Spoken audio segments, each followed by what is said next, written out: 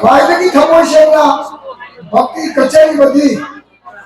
मांग लेंजिन दिलीबा सोनग्रबा इमा सिंना हाय नुपी लाल की थौरम से जारुनी आइना लापा इमा सिंगो अयागना हन्ना हन्ना इरमदली यामना सोलबी इमा खरमया योरबी इमा आई इमा नबी योरबी इमा सिंग अमा सिंग इका थौरबा इचन इमा सिंग खुदिंग को आप थंगोई मुदा जेना कुरुमदे तसेंगा आई हेड लापदा आइना नुंगाइबा फावबदी नुपी लाल ना अखोदा पीरिबा थौना आइना हेड लापदा मसिदा तिलमनिबा मिसिंजा मसिदा तिलमनिबा सोनग्रबा इमा सिंगदगी हौरगा हाइफेट नहा ओइरबा मौ नहा सिंना पुन्ना लेरंबसे मसि नुपी लाल पीरिनिने पुल्लोइना मसिगी थौना से मरम दे लम लम दा मागी लुप लुप लेरंबा सिंगदो मसि नुपी लाल नुमिदा सिदा कुइना उन्नद्रबा इमा सिंग उन्नदना लंदम लाना पाइरुबा उचेक सिंगा उचेक मतई मनावना हेक थेंगबा मतंदा चिलोंगबगुमना हेक इमा सिंग चिलोंगदरा नुसि पावेन तमोदो उबजुदा आई पेन घरे करी पेले नुपी लाल ने मसीदी थौना जो होरबोला पी से नहीं खना अदुना तसेंबदे आई हुजिक खितंग मांगा नुपी लाल की धमकता मैरा पाइबी सिंगा इरंगम की धमकता मचा सिंह की धमकता वाबी गिबा मयाम दुगी तविमन खंबा उत्पोइना मसीदी थौरम सिदा मकोई दा पीरिबा मोमेंटो अमसु मकोई की थौना मकोई की करेज मसी हाई द नुपी लाल मसीदी निबिसिदा इ तहंजनी मसी जाम भाई अदुगा असिदा वांगांग नबगी थवोइना वांगांग नबगी धमकता मियोई सिंगा हपचंदना वांगांग नबगी खुदोंग जाबदो मसी आई मतुंदा थमनिंगे आइना खने मरम ने करिना हाइसिदा नुपी लाल नुपी थौरम मसिदा हाई वाजा गिबा लानी सिंगदो मकोई की मरम दा कोइना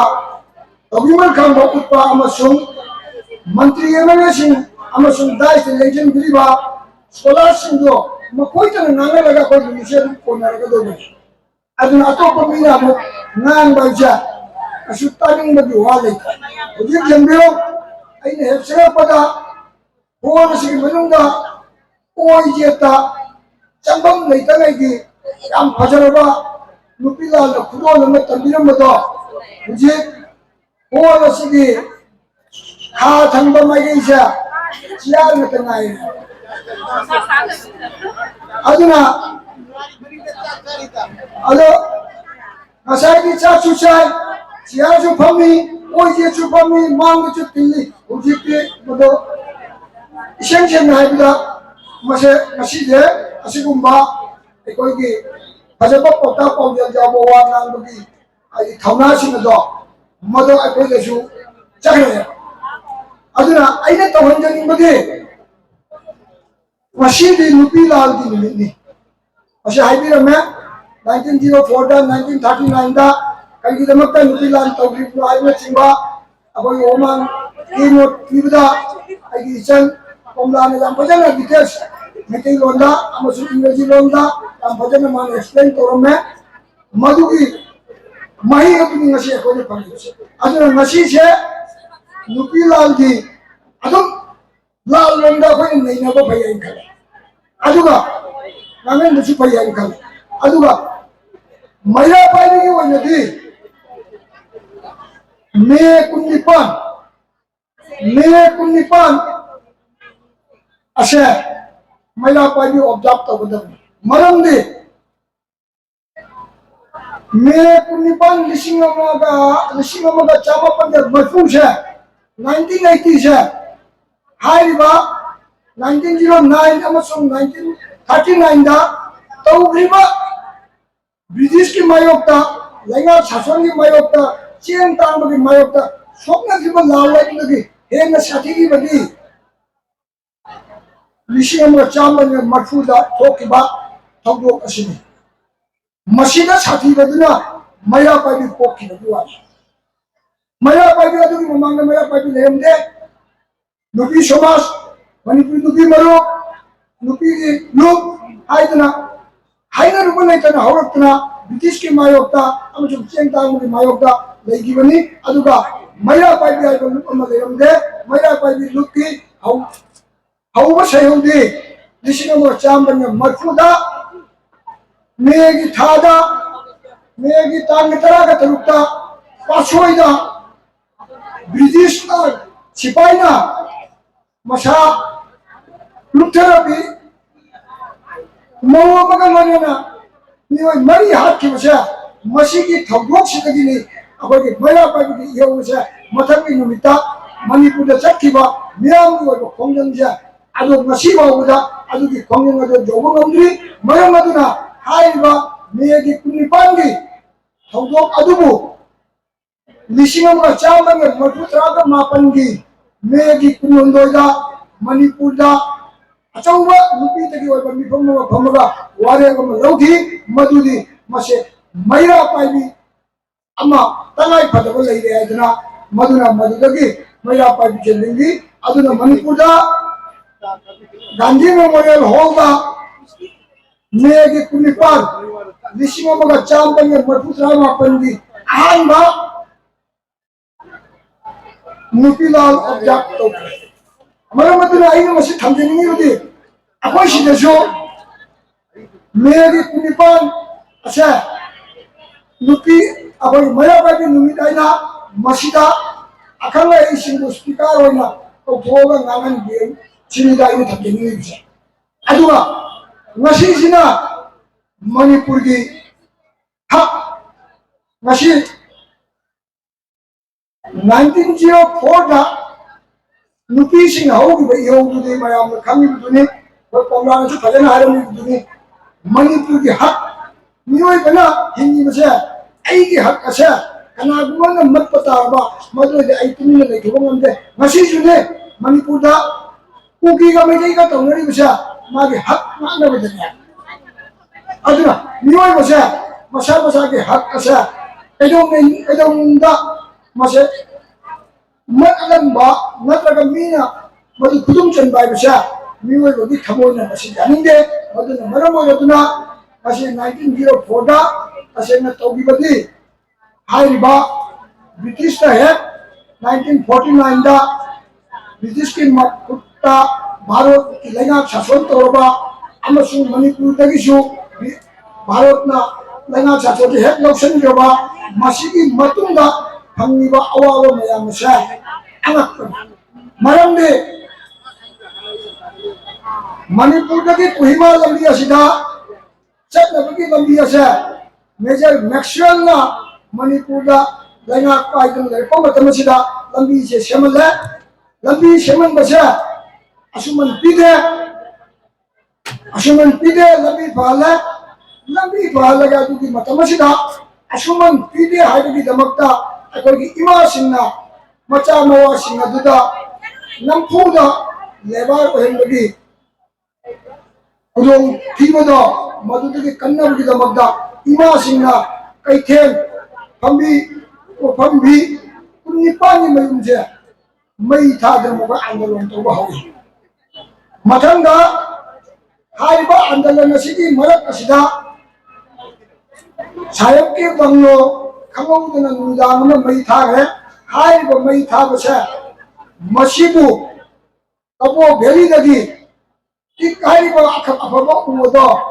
नुपा सिंना लौरुगा मदु सागदबनि हाइबगी मतांगदा नुपा अमगंगा मदुगी प्रोटेस्ट तौदा माकु फादना दंडी बिखि मदुदा माकु थादो नकोई वफम मदुसु उज्जो तौगदबनि हाइदना मदुदगी अकनबा इमा सिंगी लांजन मदगी हाइबा ब्रिटिश की मकोई ऑर्डर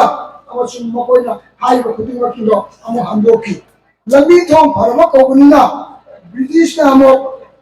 मरवारी ललोन मसिंगा अमु लौतुना दुना मणिपुर की चेंग थादो पाउ तसेंग मतमदुदा मणिपुर लेरमिबा मिसिंग असे मिसिंग कुनुंदोइगा खर खक्तनी अदुगा मदुदा थोइबो फोथोगदो मदुदा चही मगी फंगदुना चही अनि चाबो कोनरिबनी अदुबु आइगा अखोगी 1939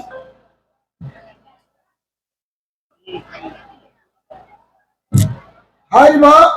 1939 असिददी चाक तांगबगी थौबोक असिना कुचियंगी अवाबा अमा लेबाक हेनबसे मसिगे लांथेंगबगी दमक्ता इमासिंग तौबिरो वारिसिदि अइना अमु महौनना लिरुदबसुजा मसिदा अइना लानिंगबसिदि हौजिक हाइबा नुपीलाल अनि 1904 अमसुंग 1939 अनि सिना अखोइदा पीरिबा खुदोलदि अखोइगे करेज थौना लिंजेन मानबा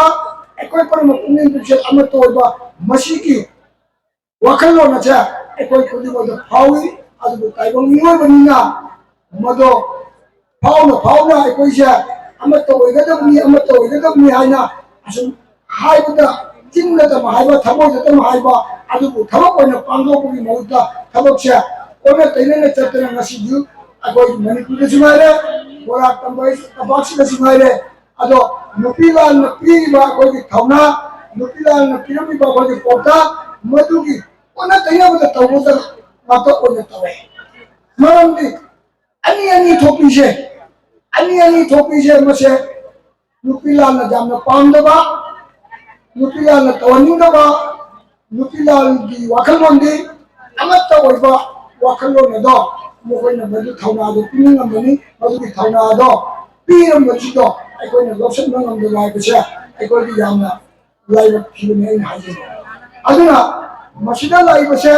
हौजे मयामदा इना मुहाजे नीबसे सिने मयामदा कंफ्यूजन खरा लई अनि लई निशाबन अमसुंग मैरा पाइबी दगी निशाबन हाले निशाबन दगी मियाम भुकना मणिपुर के अपुंबा नुपी समाजना हाइबा 1904 अमसुंग 1939 की लाल से थेमेगे 1973 लिसिंग चामंगा हुमुत्रागा हुमोदा कचिंगा इसे कितन स्लेंग वायनी मया मरो बिनु जू जोन मदुदा नुपा म जू थई नैदा जू थई ब नुपा दुगी नुपीना मवा दो जू थई इज कौवला पा अरिगी जू थई नोइना जू जोन ब नुपा दुना जू थई ब नुपा दुगी नुपी दो नक्षम ने चपतना बा मदो जामना छाती ब मोंगा मा सिगी मदुना मरम ओइदुना मदुदगी नुमी अदुदा नुपी मयानजु थौदो अमगे पुन्ना तंजावना मदुदा अचौबा इहोमा ओइदिदुना मदुदगी मणिपुरदा जु थिंबा निशा चाबा थिंगबगी अकनबा खोंगिंगा चंगंगी मरम अदुना 1973 दगी अगोगी निशाबंगी खोंगिंगा हो अदु ममैदा निशाबन अमसुंग मैरा पाइबगी वाखलोन असे अदु हाइफेट चांग मानना चप्पा निशाबन्ना अखोइगी मचा मछुसिंग मवा मपुरोइबसिंगु इंजंग काइजंग दनबा हना हिंगबा लेनबा अफबा समाजमा ओइनबा नाकपनि निशाबन्ना अदुगा मैरा पाइबिना नाइबना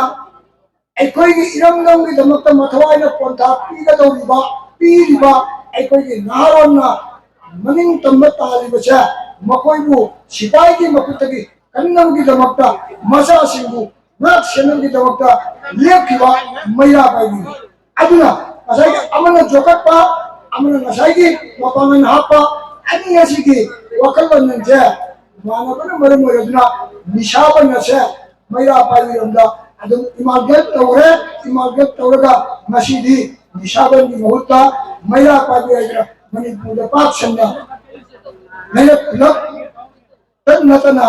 मफम खुदिमक्ता लंदन खुदिमक्ता मणिपुरी वांगदा अखोई बोरा तंपाकदा असम दिल्लीदा अगरतलादा दिल्लीदा अमसुंग मैतेन पुंग मफमदा मैरा पाइबीगी वाखलोन से पोतना वाखल मैरा पाइबी मसिंग यामद्रगसु लिंगलिबा असिगी अचौबा दानदी मसाइगी अखोइगी लान पीरिबा अखोइदा थौनादो मदुगी थौनादुना नसी नसी अदुना नसी तसेंना हारबदा अखोइगी मैरा पाइबीना नसी बोरा तंपाकता तौबसे मसी याम फजै अदुबा पोलोइदा वहां अमतंग मकोइ मैरा पाइबी चिगी पांदमदुदा आई थंदरमगा याम सांगा मतम लौजरोय असिगुम्बा मणिपुर खुनाई सेमगत्पदा ख्वाइदगी चावना थौदान लौरबा मैरा पाइबी यवसी करिनो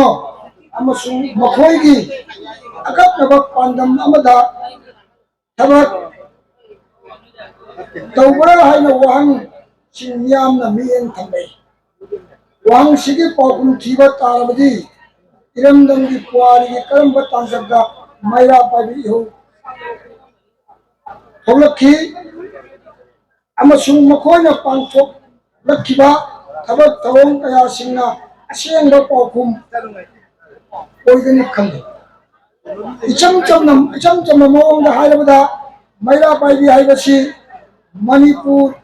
खुनाइना मसागी तुंगी पुआरी फिरेप लेपचबा नमनबा मरमदोम लेपचनबगी हक तालुबदगी भारत लैंगालोइसिंना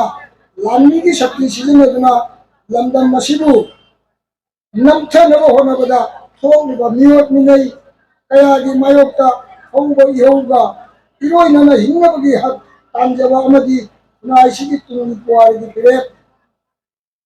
सेमजनबगी मियामगी ओइना नुपीसिंना हौबा इहौ अमदी अदुना मसे अखोइगी असिगुम्बा इहौसे मालेमगी मनुंगदा ख्वाइदगी चावबा मियोइबगी हिंगबगी हक्कु कन्नबा मैरा पाइबीसिंगी अचेत्ता पांदम नि हाबिसे आई आजनी अदुना मसे वियतनामगी तफंगिबा मिफमलेंदसु मसे मसागी हक कंजनबगी दमकता लेपखिबा मालेमगी ओइबो वायपसिंगो मदुदगी अखोइगी मणिपुरदी 1949 की ममांगदगी मसागी मरमदम अमसु मसागी हक कंबगी वाखललुसे अदु लेजिरमदबनी मदुगी खुदमदी अखोइगी मणिपुरी समाजता अखोइगी मियामना भारत वर्षगी ओइना झांसी रानी आइना लेजिबदुगा अदुगुमनबी अखोइगी इरक्ता मयाम थोखरे लिंचोई ngам비 उरंगोनोनी हिंदू प्रभा कुमुदिनी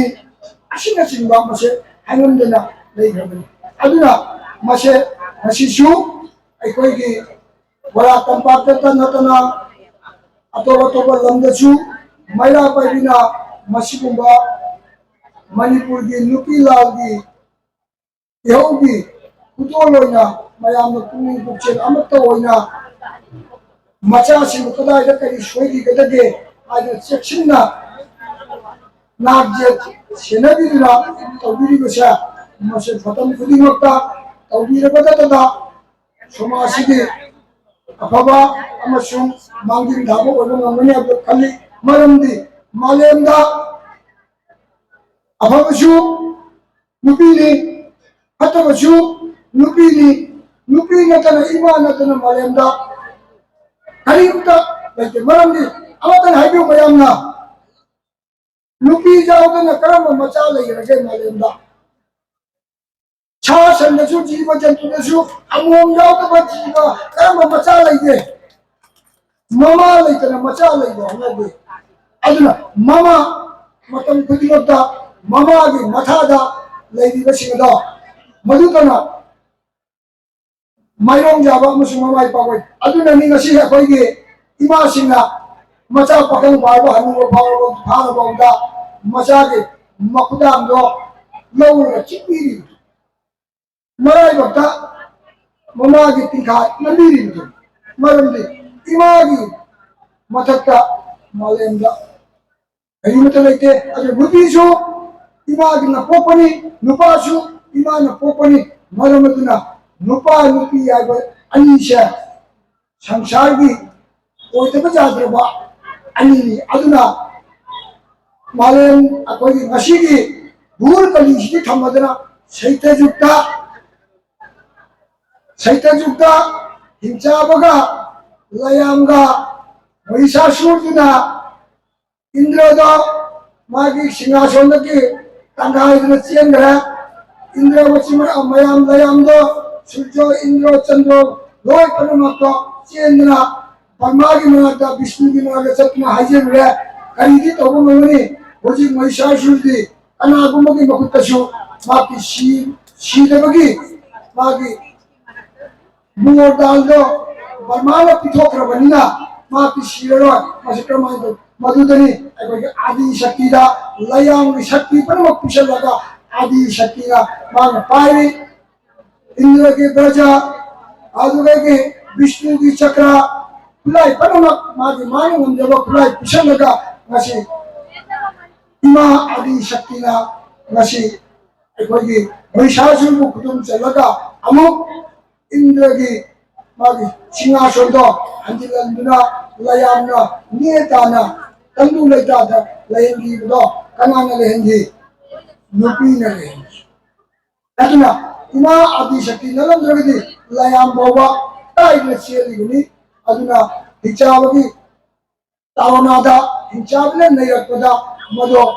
इमा आदि शक्ति नयाकी इसम सम नारदा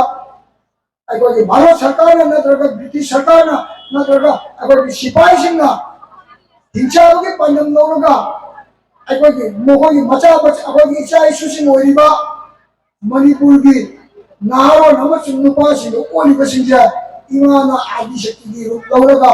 अपुन ममिंथोन फमनिबा मैरा पागी अबिसना उंची की ओइना नापी रोदतदा मणिपुर जाति मुल्लो कल हिंगनो लगिगनी मियाम मांग मांगिल थाबन नमने अबिसे आई असे थाजेबनी अदुना मसी अरोबदा इमा मैरा पागी सिंगी रूप सिंजा मबांगन कलंबा मचा मना वरिबा कोई थौदानी अमसुम नुपिलाल नपिबा पुतोलसा इमा सिंग ngasi मचु ताना मसक खंग तौबसा एकोई ngasi इमा सिंग नापसिदा mateng bangsa ekoi kulima ki ithau ne so ayoni aduna aroda maila padina ingen kasam dana ani thotana ahum thotana ama katham koine magi wakhal rongka odiro websa nana aina anno imasin jaino ko imasin nao imasin noto no imasin kono makka bhakti dachari jo hin maila padina sai khare Bharatari Azad Dr. Ketsa